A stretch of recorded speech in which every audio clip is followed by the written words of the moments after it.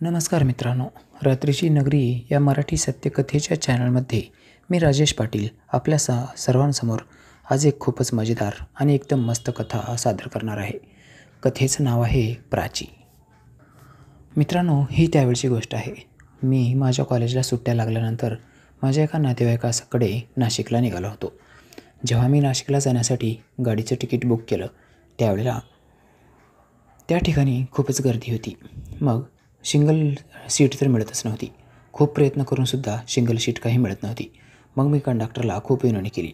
म्हणजे ज्या गाडीचा त्या स्लीपर बसचा जो कंडक्टर होता, क्लीनर, त्याला खूपच विनवणी केल्यानंतर त्यानं मला एक जुगाड लावून दिला. तो मला म्हणाला, ठीक आहे, काहीतरी व्यवस्था करतो. आणि तो मला म्हणाला, याच्या बदल्यामध्ये तुम्हाला मला जास्त पैसे द्यावे लागतील. मी म्हणालो, हो ठीक आहे, का नाही देणार, देतो पैसे. पैशाचा काहीच प्रश्न नाही, परंतु मला स्लीपरची सीट बुकिंग करून दे. मी ठीक आहे, पैसे देतो असं म्हणल्यानंतर त्याच्या चेहऱ्यावर थोडासा आनंद आला होता. आता हे लोक पैशासाठी, थोड्याशा पैशासाठी काहीतरी कमी जास्त करतात, ही सुद्धा गोष्ट माझ्या लक्षात बसली. परंतु आपल्याला काय करायचे, आपल्याला सीट मिळाली बस झालं. आणि ती पूर्ण गाडी स्लीपर होती. त्याच्यामध्ये बसून जाण्यासाठी सीटच अवेलेबल नव्हती.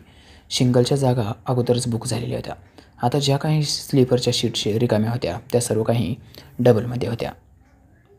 खूप वेळ त्यानं प्रयत्न केल्यानंतर त्यानं एका शीटचा जुगाड केला. आता आणखीन एक व्यक्ती अशाच प्रकारचा तिथं शीट बुकिंग करण्यासाठी आलेला होता.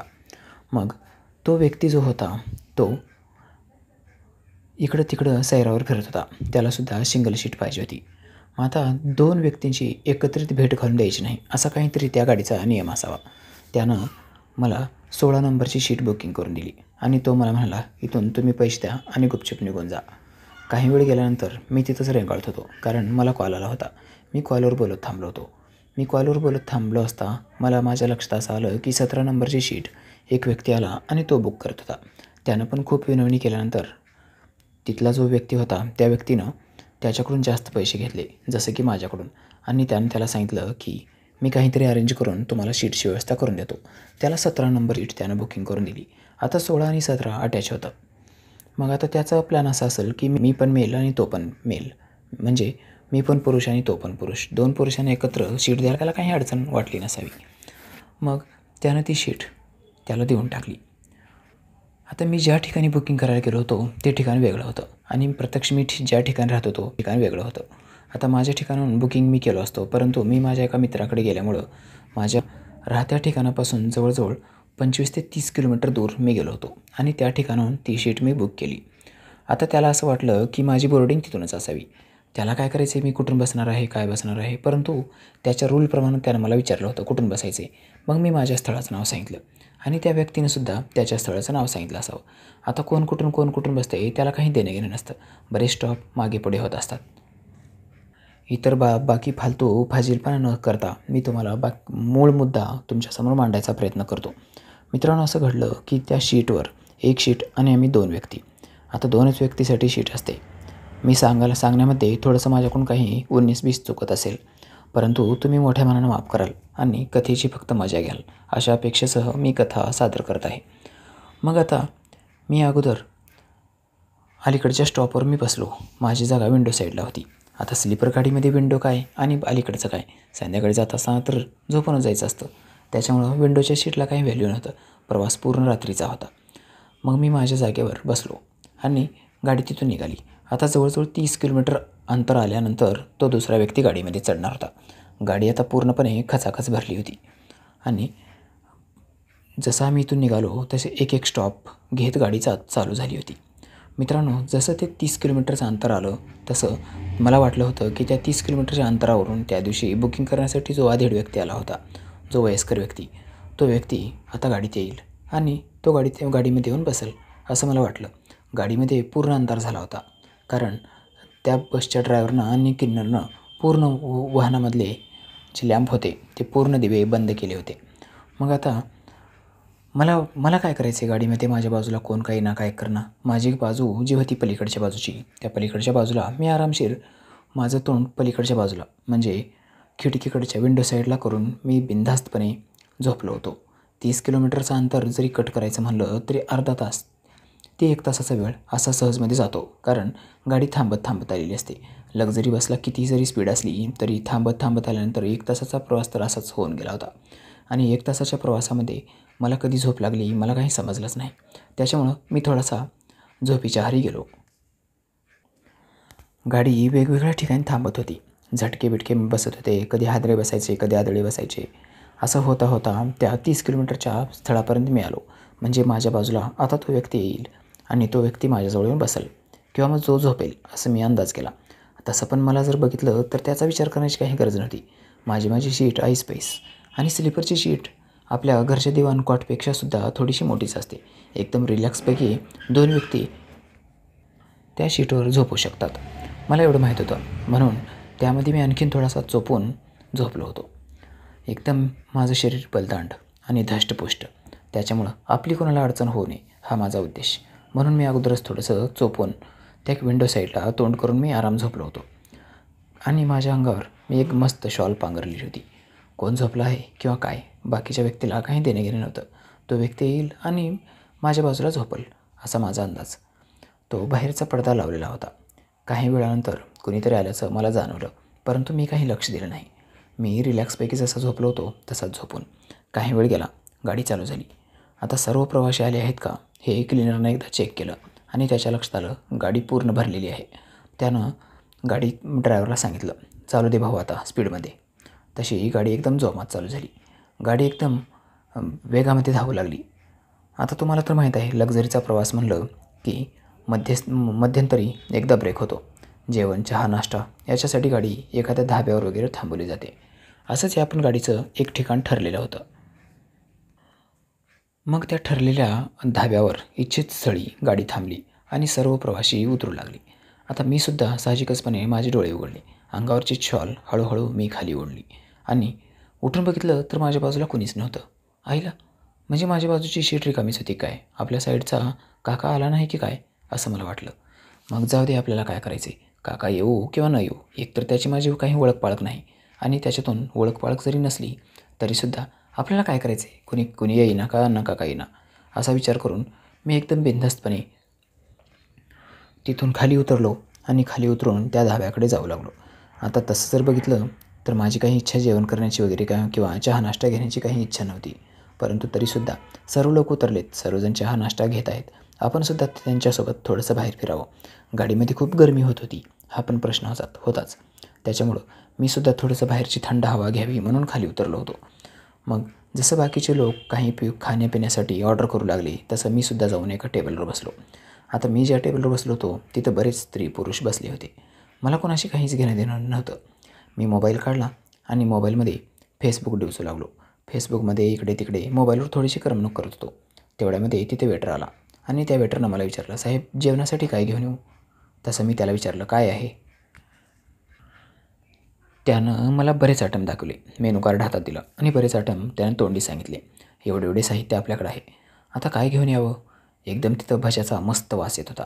गरम गरम भजे तळले जात होते, माझा आवडता पदार्थ. मग मी त्याला म्हणालो, भजे गरम आहेत ना, चालू आहेत तळायला? तो म्हणाला, हो ना साहेब, बघा तिकडं भजे काढले जात आहेत.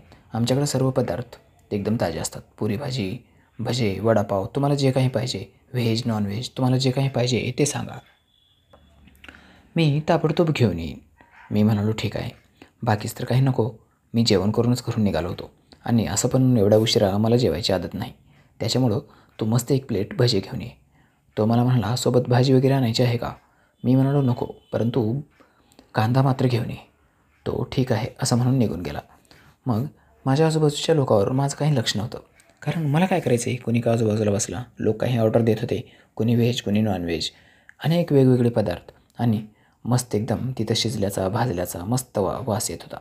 मी एकदम तल्लीन होऊन तिथं बसून भजे खाऊ लागलो. थोड्याच वेळात माझी ऑर्डर आली होती. मग जसं मी भजे खाऊ लागलो तसं बघितलं, एक पुरुष माझ्याकडे जरा जास्तच लक्ष देत होता. ह्याला चोरबीर तर नसेल, हा माझ्याकडे का बघतोय असं मला वाटलं. परंतु तो कोण आहे हे मला काही माहीत नव्हतं आणि मला काय करायचं आहे, त्यानं लक्ष दिलं काय न दिलं काय. एवढं जर बघितलं तर माझ्याकडे काही मौल्यवान वस्तू पण नव्हत्या. मी नातेवाईकाकडे जाणार होतो, म्हणजे 8-10 दिवस राहून येणार होतो. एक छोटीशी बॅग, त्या बॅगमध्ये माझे 2 दिवसाचे कपडे. त्या 2 दिवसाच्या कपड्यावर मी महिनाभर जरी राहिलो तरी काही फरक पडला नसता, कारण असं पण मी नेहमी कपडे बदलत नसे. एक ड्रेस 2 दिवस 3 दिवस घालायचं, त्याच्यामुळे मला काहीच अडचण नाही. आणि जर वाटलंच आपल्याला कपडे कमी आहेत घेता येतील तिथल्या तिथं लगेच नवीन. खरेदी करण्यासाठी मला काही कमी नव्हतं. थोडासा वेळ थांबलो आणि परत मी भजे खाण्यामध्ये व्यस्त होऊन गेलो. काही वेळानंतर माझे भजे संपले आणि मी परत माझ्या शीटवर जाऊन बसलो. आता लगेचच गेल्या गेल्या जाऊन पडायचं आणि पांघरून घेऊन झोपायचं हे काही मला योग्य वाटलं नाही. मी माझ्या बाजूची शीट जी बसलो होतो त्या ठिकाणची विंडो ओपन केली आणि त्या विंडोमधून थंडगार हवा बाहेरची थंडगार हवा आत येत होती. त्या हवेचा मी मस्त आस्वाद घेऊ लागलो. आता बराच वेळ मस्तपैकी थंड हवा येत होती. एक एक करून लोक गाडीमध्ये बसत होते. आपापली शीट जो तो येऊन धरत होता.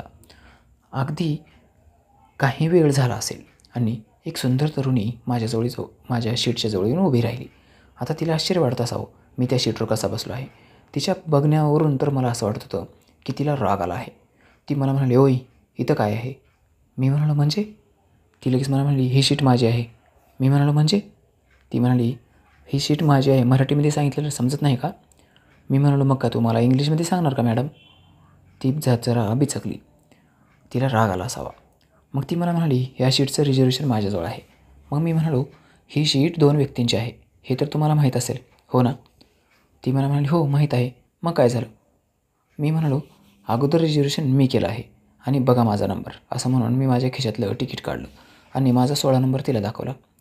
तिने तो नंबर बघितला आणि कन्फ्यूज झाली. मग मी तिला म्हणालो, मॅडम तुम्ही तुमचं तिकीट दाखवा, काहीतरी निश्चित तुमचा गैरसमज होतो आहे. ती मला म्हणाली, तुम्ही ज्या स्थळावरून बसलं होतं तिथून ह्या सीटवर बसलो आहात का? मी म्हणालो, हो. ती मला परत म्हणाली, म्हणजे मगाशी इथं जे झोपलं होतं ते तुम्हीच होतात का? मी परत म्हणालो, हो. का का काय अडचण आहे का? ती मला म्हणाली, अरे बापरे, अडचण काही नाही, परंतु तुमच्या शेजारी झोपले होते का मग? मी म्हणालो, मला का माहीत? मी तर विंडोकडे तोंड करून झोपलो होतो. मला काहीच माहीत नाही माझ्या बाजूला कोण झोपलं, काय झोपलं. मी एवढा बिनधास्तपणे झोपलो होतो की मला काय गरज आहे माझ्या बाजूला कोण झोपलं किंवा कोण झोपलं नाही बघायची. काही देणं घेणंच नाही ना आपलं. तिने तिच्या कपाळावर आठ्या पडल्या. मी तिला म्हणालो, तुमचं तिकीट दाखवा. आता तिची इच्छा नसतानासुद्धा तिने तिचं तिकीट काढलं आणि माझ्या हातात टेकवलं. मी बघितलं काहीतरी सुंदरलाल नावानं तिकीट होतं. मग मी म्हणालो, तुमचं नाव सुंदर आहे का? ती म्हणाली, अहो साहेब तुम्ही बघा मिस्टर सुंदरलाल नाव आहे ते माझ्या वडिलांचं नाव आहे. मी म्हणालो, का? तुम्ही वडिलांच्या नावावर तुम्ही प्रवास करतायत का? ती म्हणाली, हो ना, माझं इमर्जन्सी काम निघालं आणि वडिलांचं कॅन्सल झालं. त्याच्यामुळं आता कुठं तिकीट काढायचं आणि काय करायचं म्हणून वडिलांच्या जागेवर बसून मी जायचं ठरवलं. परंतु मला जर माहीत असतं ना माझ्या शेजारी तुम्ही बसला आहात म्हणून, तर मी निश्चितच तुमच्यासोबत आले नसते. मी लगेच म्हणालो, तुमच्यामध्ये काय कमी आहे एवढी? तिनं आता मात्र खूप खवल्या मांजरासारखी रागीट डोळे करून माझ्याकडे बघितली आणि मला म्हणली, माझ्यात काय कमी असणार? मग मी म्हणालो, मग तुम्ही म्हणलात ना तुमच्यासोबत प्रवास केला नसता, तुमच्यामध्ये काय कमी आहे? तिनं परत एकदा दात खाऊन एकदम ओठ चावले आणि माझ्याकडे बघत मला म्हणाली, अहो माझ्यामध्ये काय कमी असणार? मग मी म्हणालो, मग माझ्यासोबत प्रवास करायची काय अडचण आहे? एकतर तुम्ही तिकीट नंतर घेतलं आहे, ही बुकिंग किती वाजता केली आहे तुम्ही बघा. मी दुपारी 2:10 बुकिंग केली आहे. ह्या तिकिटावर टाईम पण आहे आणि तुम्ही मात्र 2:48 बुकिंग केली आहे. बघा किती वेळ गेला आहे तो. तिनं काहीच बोलली नाही. ते तिकीट बघितली, माझ्या तिकीटवरचा टाईम आणि तिच्या तिकीटवरचा टाईम. आता तिच्या वडिलांची चूक होती, परंतु बोलणार तरी काय बोलणार आणि कोणाला? गरज होती. गाडीमध्ये जागा नसल्यामुळे ॲडजस्टमेंट तर करावंच लागणार होतं. आता बाजूला एक सुंदर तरुणी आहे म्हटल्यानंतर माझ्या मनामध्ये एकदम उधाण आलं होतं आणि थोडी सतर्कतासुद्धा आली होती. उधाण याच्यासाठी की एक सुंदर तरुणी आपल्यासोबत प्रवास करते आणि सतर्कता याच्यासाठी की झोपेमध्ये मी जर तिच्या अंगावर पाय बी टाकला तर उठून ती माझ्या कानसुलीत लागावली असती. आता काहीतरी वेगळंच घडलं असं पण मला वाटत होतं. मित्रांनो, काय करावं आणि काय नाही मला काही समजत नव्हतं. मग तरीसुद्धा मी एकदम बिनधास्तपणे झोपलो. काही वेळ गेला आणि तिनं तिचा पाय माझ्या अंगावर टाकला. चुकून पाय माझ्या अंगाला लागला असेल असं मला वाटलं. मी बघितलो तर ती झोपेमध्ये होती. जवळजवळ गाडी चालू होऊन अर्धा तास झाला होता. ती झोपेमध्येच तिचा पाय माझ्या अंगावर पडला होता. मी हळूवारपणे तिचा पाय हळूच काढून बाजूला टाकला आणि परत थोडंसं मी झोपायलाचा प्रयत्न करू लागलो. तिनं परत माझ्या अंगावर पाय टाकला. असं 2दा-3दा असंच झालं. मित्रांनो, काय करावं मला काही समजत नव्हतं, परंतु माझ्याकडे काही पर्याय पण नव्हता. मग काही वेळ गेल्याच्या नंतर मी जरा वेळ बघितलं, वाट बघितलं जरा काय करता येईल आपल्याला, काय करता येईल, परंतु करण्यासारखं काही नव्हतंच. त्याच्यामुळं आता तिनं पाय टाकल्यानंतर टाकू दे बिनधास्त म्हणून मी सुद्धा बिनधास्त राहिलो.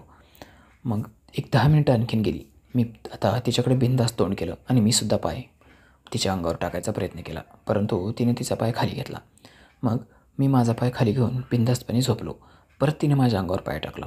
आता तिचा पाय माझ्या अंगावर आहे म्हणल्यानंतर मी माझा हात तिच्या अंगावर टाकला आणि तिला बिनधास्तपणे माझ्याकडे ओढून घेतलं. जसं ती माझ्या जवळ आली तसं मला एक संधी मिळाली. आता तिचे जे मोठे मोठे गोळे होते ते माझ्या अंगाला चिटकत होते. मित्रांनो, जवळजवळ 1 तासभर हा प्रवास चालू होता. ती मला घासत होती, मी तिला घासत होतो. त्या घासाघासीमध्ये माझे तर इतकं टाईमपास झाला आणि इतकी मजा आली. मग हळूहळू मी माझा हात तिच्या खाली घातला आणि बघितलं तर ती एकदम मस्तच गरम झाली होती. आता कशी काय याचं जास्त वर्णन मी मुद्दामच करणार नाही, परंतु गाडीमध्ये मात्र मला एकदम सर्व काही करायला मिळालं. त्या प्रवासामध्ये मी झोपेचं नाटक करून झोपेच्या आड मी जी मजा घेतली ती तुमच्यासमोर सादर केली आहे. कथा VIP आणि प्रीमियम मोडमधली आहे. त्याच्यामुळं या कथेमध्ये मी तुमच्यासमोर एवढाच भाग सादर करणार आहे.